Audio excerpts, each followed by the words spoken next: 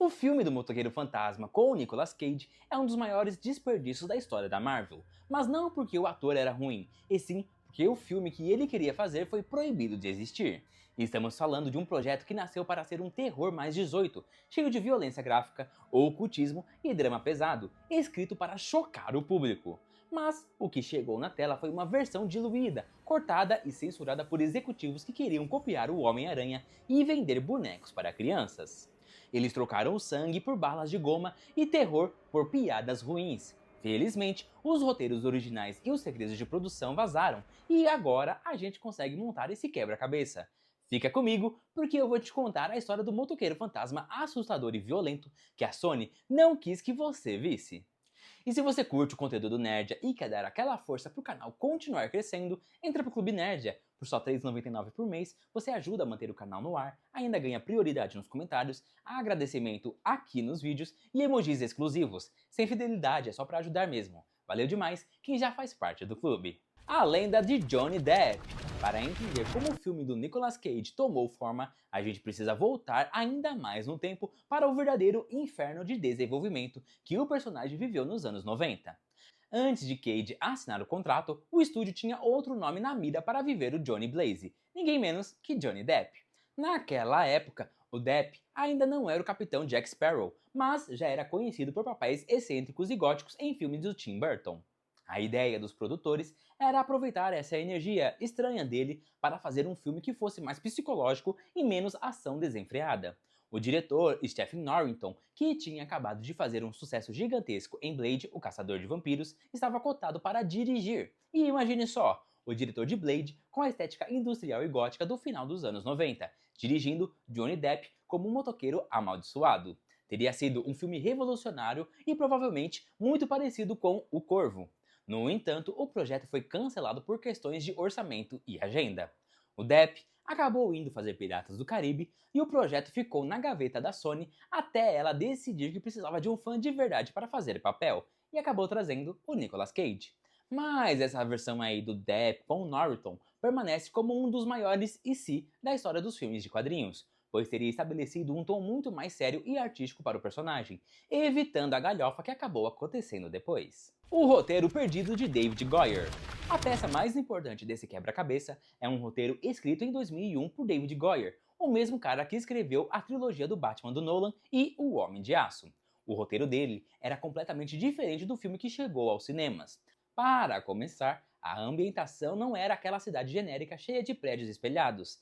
A história se passa no sudoeste americano, nos desertos e estradas cheias de poeira, funcionando quase como um faroeste moderno e brutal. O Johnny Blaze dessa versão não era um dublê famoso e querido que dava autógrafos, ele era um criminoso. No roteiro original, Johnny fazia parte de uma gangue de motociclistas que roubavam trens em movimento usando as motos. Era uma versão muito mais suja e marginal do personagem. A tragédia pessoal dele também seria muito mais pesada. No filme de 2007, ele vende a alma para curar o câncer do pai. No roteiro do Goyer, a motivação envolvia a namorada dele, a Roxane. Ela estaria grávida de 7 meses e perderia o bebê e entraria em coma após um acidente horrível causado pela vida criminosa do Johnny.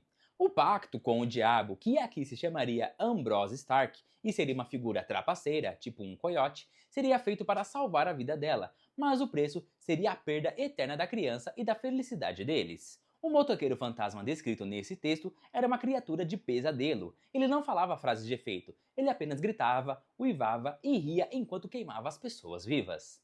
Havia cenas de desmembramento e uso de escopetas que disparavam fogo do inferno em um tom de desolação que lembrava muito mais o filme Mad Max do que um filme da Marvel. Essa versão foi considerada muito depressiva e muito cara pelo estúdio, que acabou engavetando o projeto por anos até transformar ele na aventura leve que conhecemos. O Desafio da Caveira. Um dos maiores obstáculos técnicos que quase cancelou o filme de 2007 foi, ironicamente, a própria cabeça do personagem. Hoje, a gente está acostumado com efeitos visuais perfeitos, mas no início dos anos 2000, fazer um crânio pegando fogo que conseguisse atuar era quase impossível. O diretor, Mark Steven Johnson, revelou em entrevistas que o estúdio estava apavorado com a ideia de ter um protagonista que não tivesse rosto durante metade do filme. Como que você faz o público se importar com uma caveira que não tem olhos, que não tem uma boca carnuda para sorrir e não tem sobrancelhas para mostrar raiva? Nos testes iniciais, o motoqueiro parecia um robô ou um boneco inanimado, o que tirava toda a emoção das cenas dramáticas. A solução original, que foi descartada, era usar uma maquiagem prostética, ou seja, colocar uma máscara de caveira no Nicolas Cage e tacar fogo digital em volta. Mas ficava ridículo, parecia fantasia de Halloween. A equipe de efeitos visuais teve que desenvolver uma tecnologia nova de mapeamento de performance. Eles pegaram radiografias reais do crânio do Nicolas Cage e tentaram mapear as expressões faciais dele diretamente no osso digital. Eles usaram a chama, o fogo em si, para simular emoções. Se ele estava com raiva, o fogo mudava de cor e ficava mais violento. Se ele estava triste, o fogo diminuía e ficava azulado. Foi um processo caríssimo que consumiu grande parte do orçamento, e é por isso que o motoqueiro aparece transformado por tão pouco tempo no primeiro filme. Cada segundo dele em tela custava uma fortuna, o que obrigou o roteiro a ter muito mais Johnny Blaze humano do que motoqueiro fantasma, frustrando quem queria ver o monstro em ação o tempo todo. O vilão Coração Negro. Outra vítima fatal dos cortes de orçamento foi o vilão Coração Negro, interpretado pelo Wes Bentley. Se você é fã dos quadrinhos, sabe que o Coração Negro é uma entidade monstruosa, um demônio gigantesco cheio de espinhos, com uma cauda longa e uma aparência verdadeiramente aterrorizante. Ele é filho de Mephisto, mas visualmente ele é uma besta. No filme, no entanto, a gente recebeu um rapaz pálido de sobretudo preto, que parecia estar indo para uma balada gótica. Isso não foi uma escolha artística para modernizar o personagem, foi pura falta de dinheiro. Os planos originais para o terceiro ato do filme previam que o Coração Negro, depois de absorver as 1000 almas, se transformaria na sua forma demoníaca real dos quadrinhos para uma batalha de kaijus contra o motoqueiro.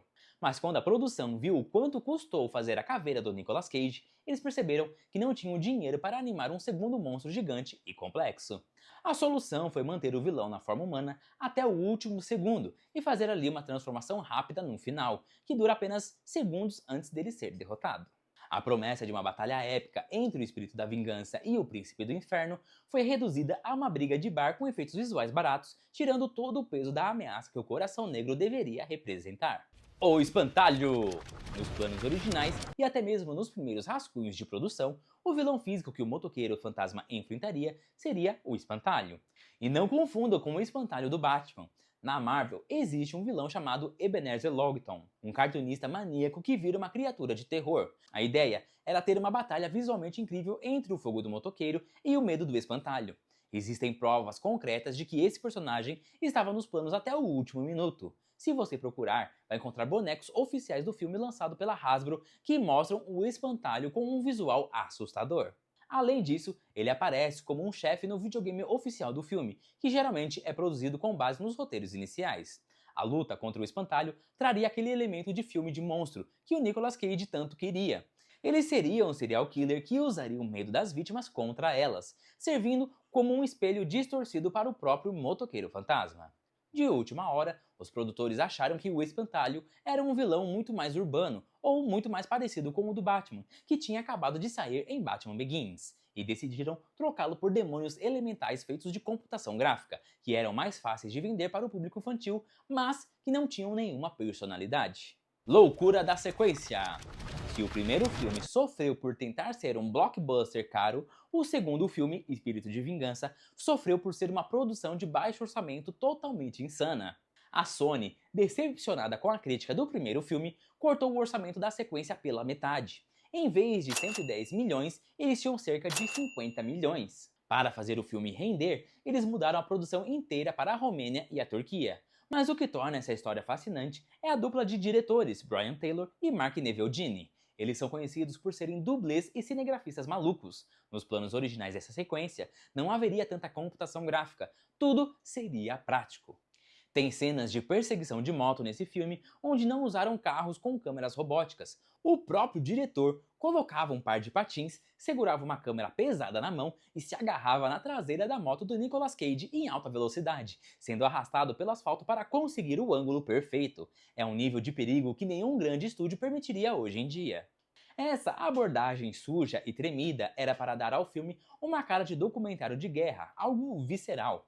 O roteiro original dessa sequência também explorava muito mais a mitologia cristã e locais históricos reais da Europa, tentando dar um ar de O Código da Vinci com motos. Mas a falta de dinheiro pesou de novo. O roteiro teve que ser reescrito durante as filmagens para caber nos locais que eles conseguiam alugar barato. Cenas que deveriam ser em castelos épicos acabaram sendo filmadas em pedreiras e estradas de terra vazias, transformando o que seria um filme gótico europeu em um filme que parece visualmente barato e vazio. A loucura de Nicolas Cage. Quando foram fazer a sequência Motoqueiro Fantasma Espírito de Vingança em 2011, a coisa ficou ainda mais curiosa. O estúdio contratou a dupla de diretores Neville Dini e Taylor, conhecidos pelo filme frenético Adrenalina, e decidiu usar parte daquele roteiro antigo e sombrio do David Goyer que tinha sido rejeitado anos antes. É por isso que o segundo filme é tão diferente do primeiro. Ele é, na verdade, uma versão retalhada e de baixo orçamento da visão original. Mas o que realmente vale a pena contar aqui é o que Nicolas Cage fez nos bastidores. Nessa época, ele já estava decidido a encarnar o espírito da coisa, literalmente. O ator revelou em entrevistas que, para as gravações desse segundo filme, ele adotou uma técnica de atuação que ele chamou de voodoo xamânico. Ele chegava no set de filmagem com o rosto pintado de preto e branco, imitando uma caveira, e usava lentes de contato pretas que cobriam todo o olho. Ele não falava com ninguém, ficava isolado num canto emanando uma energia agressiva e costurou relíquias egípcias dentro da jaqueta de couro do figurino, acreditando que aquilo canalizava energia mística real. Os colegas de elenco, como Idris Elba, disseram que era genuinamente assustador trabalhar com ele nessas cenas. Cage queria que o motoqueiro se movimentasse não como um homem, mas como um espectro, uma falha na realidade. Infelizmente, a direção do filme focou muito na edição frenética e na câmera tremida, e toda essa construção psicológica profunda e bizarra do Cage acabou virando apenas caretas estranhas na tela. O filme tentou ser o terror que o primeiro não foi, mas falhou na execução, enterrando a franquia no cinema por mais de uma década. O Xixi de Fogo. Existe uma cena específica em Espírito de Vingança que resume perfeitamente a luta entre a visão adulta dos diretores e a censura do estúdio. Essa é a infame cena em que o motoqueiro fantasma, depois de uma batalha, urina fogo. No corte que foi para o cinema, a cena é cortada de forma estranha, ou parece apenas uma piada de mau gosto rápida. Mas a intenção original e a versão sem cortes eram muito mais grotescas e, de certa forma, lógicas dentro daquele universo maluco. Os diretores queriam mostrar que o motoqueiro é uma criatura de puro excesso e que ele não tem modos humanos. A ideia era que ele estivesse expelindo o excesso de calor do corpo de todas as formas possíveis. O Nicolas Cage defendeu a cena, dizendo que era uma forma de mostrar o desdém do demônio Zarathos pela humanidade e pelas regras sociais. O estúdio, claro, surtou. Eles acharam que mostrar o herói urinando lança-chamas ia garantir uma classificação mais 18 instantânea e afastar as famílias. A briga na sala de edição foi feia. Os diretores argumentavam que se o filme já era sombrio e sujo, deveriam abraçar a loucura total. O estúdio venceu e a cena foi picotada. Isso aconteceu com várias outras sequências de morte. Originalmente, os vilões morriam de forma muito mais sádicas, com correntes derretendo ossos e o poder do motoqueiro fantasma fazendo os olhos deles explodirem. Tudo isso foi suavizado na pós-produção para garantir que adolescentes de 13 anos pudessem comprar ingresso, resultando em um filme que tem uma estética de terror, mas a violência de um desenho animado. A série cancelada! Por fim, precisamos falar sobre o plano mais recente e doloroso que foi cancelado, a série solo do Motoqueiro Fantasma na plataforma Hulu, estrelada pelo Gabriel Luna. Vocês devem lembrar do Gabriel Luna interpretando o Robbie Reyes, o motoqueiro que dirige um carro na série Agentes da S.H.I.E.L.D. Ele fez tanto sucesso que a Marvel Television deu luz verde para uma série própria dele. Diferente dos filmes, essa série seria para adultos, com violência gráfica e foco no terror sobrenatural. O Gabriel Luna estava super empolgado, já estava treinando e lendo roteiros. A vilã principal, segundo rumores muito fortes de bastidores, seria Lilith, a mãe dos demônios, conectando essa história com a série Hellstrom, que chegou a ser lançada. O plano era criar um universo de terror na TV chamado Aventura do Medo. Então, por que não aconteceu? Porque houve uma guerra interna na Marvel. Em 2019, o Kevin Feige assumiu o controle total de todas as divisões da Marvel, engolindo a divisão de TV. Como o Feige tinha seus próprios planos para usar o Motoqueiro Fantasma e Os Filhos da Meia-Noite no cinema, ele mandou cancelar a série da Hulu imediatamente. O projeto morreu não porque era ruim, mas por impasse criativo, que é a forma bonita de dizer que o patrão novo mandou parar. O Gabriel Luna ficou arrasado, pois estava pronto para entregar a versão definitiva do personagem. Hoje sabemos que a Marvel Studios está aguardando o personagem para um reboot total, ignorando tudo que foi feito antes. Mas também É triste pensar que estivemos a dias de começar as gravações de uma série que finalmente traria o espírito da vingança com o respeito e o terror que ele merece. O futuro perdido! Para fechar, a gente precisa falar sobre o futuro que os fãs construíram, mas que a Marvel ainda não entregou. Depois do cancelamento da série do Gabriel Luna, o nome que mais circulou nos corredores e nas redes sociais foi o Norman Reedus, o Daryl, de The Walking Dead.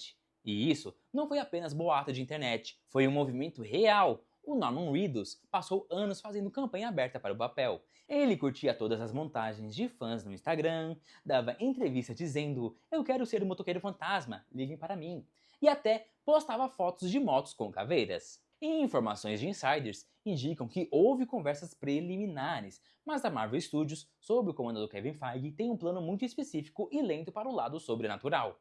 O projeto dos Filhos da Meia-Noite, que reuniria Blade, Cavaleiro da Lua, Lobisomem na Noite e o Motoqueiro Fantasma, está sendo construído a passos de tartaruga. O problema com o filme do Blade, que sofreu vários adiantamentos e reescrita de roteiros, atrasou toda a sequência. O plano era introduzir o Motoqueiro Fantasma justamente nesse filme do Blade, ou em uma cena pós-créditos ligada a ele. Com o atraso do Blade, a introdução do motoqueiro ficou no limbo. Agora, rumores apontam que a Marvel pode estar querendo um ator mais jovem, como Ryan Gosling, que também já disse que quer o papel para garantir uma franquia de 10 ou 15 anos. Isso significa que a versão perfeita e madura que o Norman Reedus traria provavelmente nunca vai acontecer, se tornando mais um plano original que ficou apenas no desejo dos fãs e nas artes conceituais da internet.